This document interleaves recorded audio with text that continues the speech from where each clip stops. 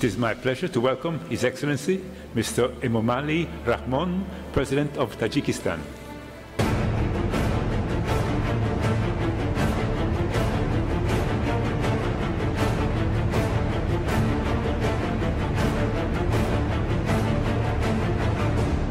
زیاده از 98% نیروی برق در تاجیکستان از حساب ذخیره‌های برقرار شونده یعنی انرژی سبز بخصوص گیدروانرژتیکا به دست می آید و از روی این نشان دهنده ما در جهان در مقام ششم قرار داریم.